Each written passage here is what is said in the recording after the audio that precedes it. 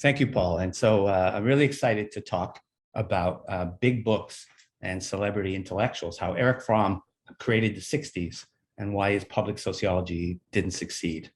And this talk comes out of a book I recently published on Erich Fromm and global public sociology. And what I want to do is talk about the story of how the book came to be, talk a little bit about Fromm's intellectual influences on the 60s, and then shift a little bit and talk about, not about ideas, but what Fromm actually did as an activist.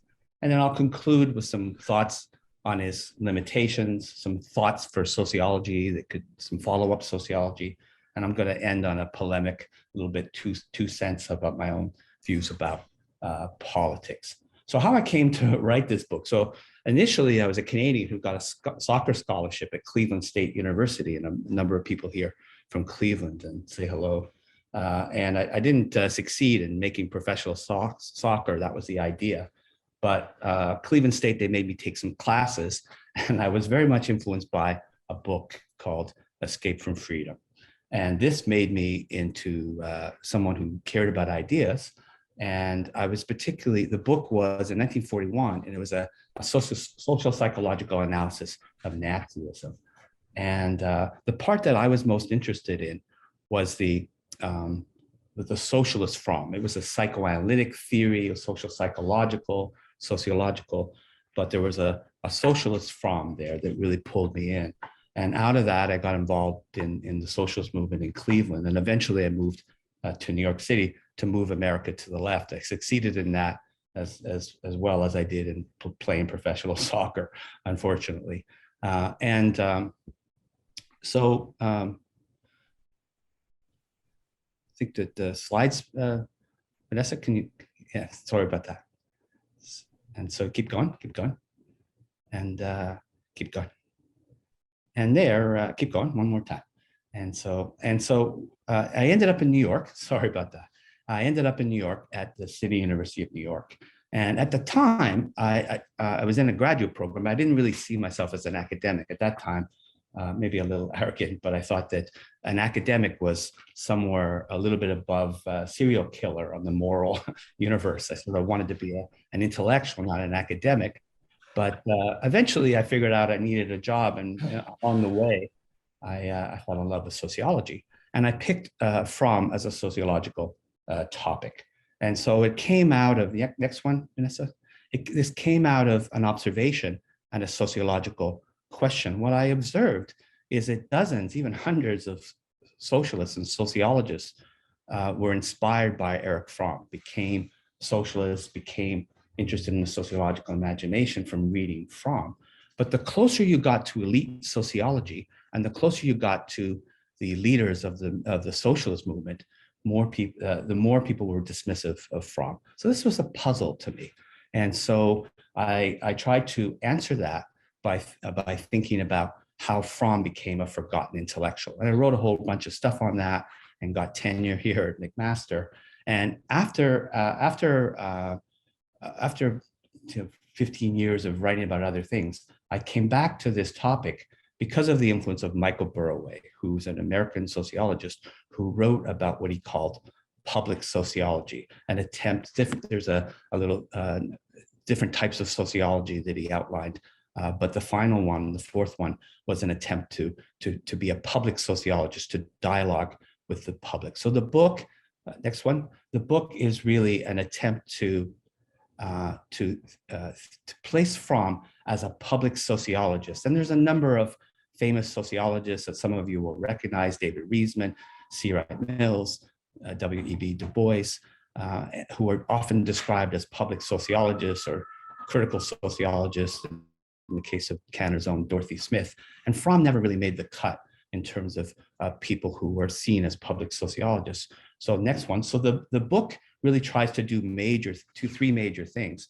First, it tries to make an argument that Fromm belongs in this public sociology canon. He wrote 30 books that sold over 1 million copies each. No sociologist in the 20th century and no Marxist sociologist had as much staying power and influence. The book also tries to make the argument that Fromm's ideas are relevant for today. And finally, it's an attempt to think about what we can learn about public academics and intellectuals in politics with the case of Fromm. Next slide. So now I'm going to move to talking about how Fromm created the 60s and what he did as an activist. And I would say that he was by far the most prominent Marxist intellectual among mass publics in the mid-20th century. I would argue that he laid the intellectual foundation for a new left politics of authenticity. It's a phrase from Marshall Berman, who I took classes with at the City University of New York, and Marshall never really bought my argument for Fromm, but I do think his case for this politics of authenticity captures what the 60s was about, at least part of what the 60s was about, and Fromm very much contributed to that. And I would say that no intellectual figure of this period stands out as a global figure for freedom, not compromised by either support for the American empire or Soviet or Chinese Stalinism. Next slide. So now obviously Fromm didn't create the 60s on his own. And here I'm drawing from some important work by two sociologists of social movements who outline a critique of this great book's myth. Next slide. So, one can, it's often said that Betty Friedan created the feminist movement with the feminine mystique. Michael Harrington created the war on poverty with The Other America. Rachel Carson's created the environmental movement with The Silent Spring. This is not true, of course. And the big myth, the big next slide, the big book myth rightly suggests that movements create change, not books. And this reality is distorted by scholars, journalists, and activists themselves who focus on the books as a key element of social change. So I agree with that critique. Fromm didn't create the 60s, but I think we should not underestimate the interaction of books and movements. And so this is a case study where I want to try and complicate that analysis. Next slide. And so some of the books that Fromm wrote, the big books, Escape from Freedom in 1941, The Sane Society was an important part of the early New Left. The Art of Loving sold 26 million copies. And the later books from 61 to 68, he had a heart attack in 1968 and withdrew from politics. These were important books in critiquing American foreign policy and articulating Marxist humanism. So next slide. So to think about how Fromm created the 60s, I think you want to look at ideas and social context. So Fromm had an unusual synthetic combination of ideas. He was a radical Freudian, existentialist Marxist, and a sociological social psychologist. As well, he played multiple roles that created a certain independence. See, he was a therapist, a critical theorist, a writer, and an activist. And this case study is really about the importance of books after the invention of the paperback and before social media. So the game changes later. But I would argue then there are three steps in terms of how Fromm became one of the seeds of the 60s. He became a famous public intellectual sociologist from 1929 to 1950.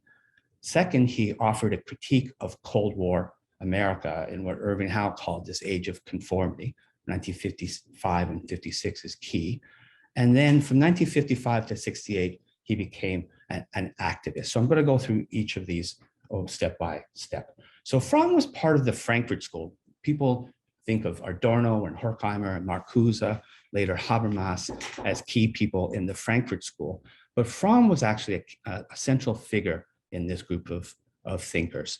And they fled Nazi Germany, went to Columbia. They went to Columbia University because Fromm had done an empirical study that later became the authoritarian personality study in a major work of social psychology. The Escape from Freedom book was a best-selling classic that combined psychology, history, and politics, and it offered a social psychology of Nazi extremism. And part of the appeal of the book is he argued that while the book was written to help push America into the Second World War, Fromm was not a pacifist.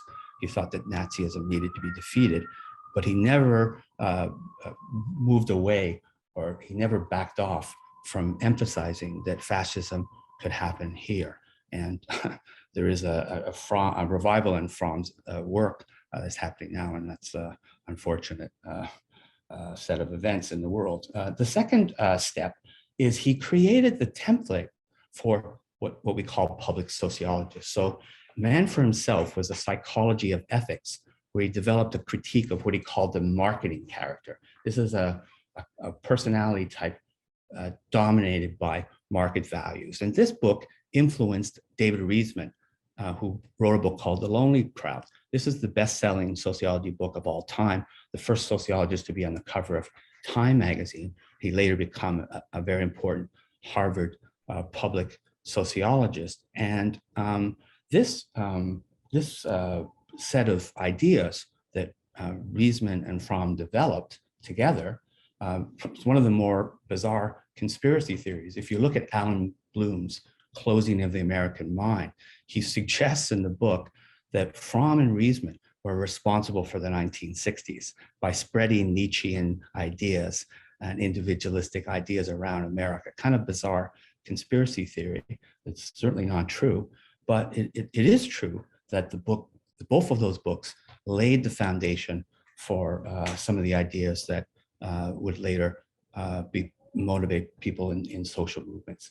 So the second step is that Fromm became a social critic in the age of the conformity. So the Sane Society argued that modern affluent society creates pathologies of normalcy, drug and alcohol abuse, greed, loneliness, conformity.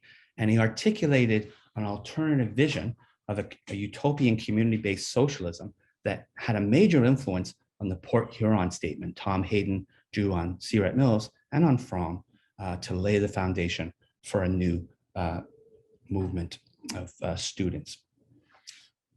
A second part is a focus on critiquing lovelessness in a market society. The book, The Art of Loving, again, sold 26 million copies.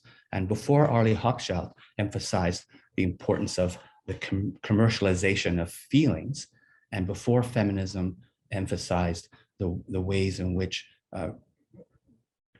love can be rationalized as control, Fromm articulated a critique of patriarchal values and argued for a new vision for intimate relations. When I was an activist in Cleveland, I went down to Dayton one time and to do political work. Barbara Ehrenreich was speaking there, and I was organizing to try and recruit people to the movement. And there was a retired activist from Dayton who went to the talk, and I talked to her after. She found out I was a grad student, asked that dreaded question, what is your research on? And I said, I'm writing about Erich Fromm. And she said to me, Erich Fromm, I left my husband after reading The Art of Loving. The book argued, in very powerful ways that it shaped people's lives. Martin Luther King would quote Fromm. He read the book, and in his one of his speeches before he got his Nobel Prize in London, he invoked Erich Fromm to make the case that his concept of love was not sentimental, and it had kind of radical implications. And this was in the moment when he was a democratic socialist. The great African-American public intellectual Bell Hooks, who just passed away, unfortunately, in December, was influenced by Fromm, and in her trilogy about love, she draws extensively from Fromm. She improves on Fromm. There's a deeper feminist analysis, and Fromm didn't have a theory of anti-Black racism in the way that Bell Hooks did, but Fromm's ideas shaped Hooks' work in important ways. So now, in terms of being actually a political activist in this period, Fromm in his youth was a Marxist follower of Trotsky and Rosa Luxemburg. He wrote open letters and petitions in support of the Palestinians. Jack Jacobs' book on the Frankfurt School and Jewish lives emphasized of all the critical theorists, Fromm was the most pro-Palestinian. So he did work of that nature, kind of slacktivism in a certain way, but it's not insignificant, signing open letters and mobilizing behind the scenes. But most of the time he spent his time building critical theory, staying alive, getting his relatives out of Germany so they were not murdered by the Nazis, and healing people. He had a very active clinical practice. So he didn't really have that much time for active politics. But after 1955, he became biographically more available. His second wife had passed away. He had moved to Mexico by that time. He moved in 1950, and he had established the Psychoanalytic Institute in Mexico City, and that was well established. And then he threw himself into active politics. So next slide. So this is the third point. So I'm moving here into chapter 5, where I lay out what Fromm actually did in terms of his political work. And so one of the things that he did is he spent a major amount of his time and energy and gave lots of money. He was wealthy by this time from writing all these books. He threw himself into anti-war activism and building movements against the nuclear arms race. The anti-nuclear organization SANE was named after Fromm's book, The Same Society. He was a major human rights activist.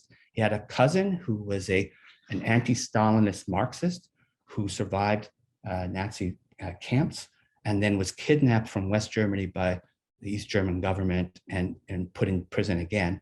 And Fromm got him out of prison, working with Bertrand Russell, who was quite influenced by Escape from Freedom, and they were friends. And Fromm gave an enormous amount of money to Amnesty International, and his cousin eventually got out and was one of the early prisoners of conscience for Amnesty International. He was very involved in the in socialism in America, the Socialist Party of America, and he also worked in the Democratic Party primaries, trying to get Eugene McCarthy elected, unsuccessfully, and working against the Vietnam War around the same time.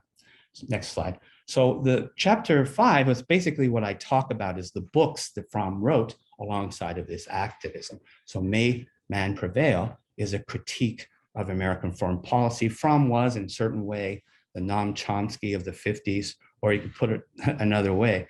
Noam Chomsky was the Erich Fromm of the 70s and 80s and 90s. His book, Marxist Concept of Man, was instrumental in building in or promoting a Marxist theory of alienation in sociology. So there's a whole range of more professional and more empirical work that Paul Glavin will know well, that was influenced by Fromm's more theoretical writings on alienation. He organized a global anti-Stalinist Marxist humanist tradition, and there's a book he edited, and he offered a critique in the revolution of hope of technology, and offered a hopeful vision for social change in these days of rage and leading up to the victory of, unfortunately, from his perspective, Richard Nixon. Next slide. So I want to just sort of give you one little example about why Fromm's public sociology ultimately failed. Made a case that he made some contributions, but it ultimately failed. And it has to do, the example I'll give is his involvement in the Socialist Party of America that was led by Norman Thomas at the time. And Norman Thomas is sort of like the Bernie Sanders of the time, or a Canadian, the Tommy Douglas of the time. But the party was really going into decline, and Fromm was involved in trying to revive it. And he wrote a popular pamphlet that was used by the party to recruit members. So he brought in many, many members into the Socialist Party with a very well-written pamphlet on humanistic Marxism. But unfortunately, he suffered from some of the arrogance of intellectuals, because he thought that the party should adopt that pamphlet for the program. And he didn't quite understand the difference between essays and research and political organizing. And I think his lack of involvement over decades in movements meant that his politics and some of his analysis suffered. So he had too little involvement with the labor movement, too little involvement with feminism, and too little involvement for anti-racist work at the grassroots level. So I think his work suffered from that. So he ended up the 60s, kind of a disillusioned radical. His reputation went into decline for reasons that I've written about and have rethought in the book. He went into sort of a period of time. He moved back to Europe, to Switzerland.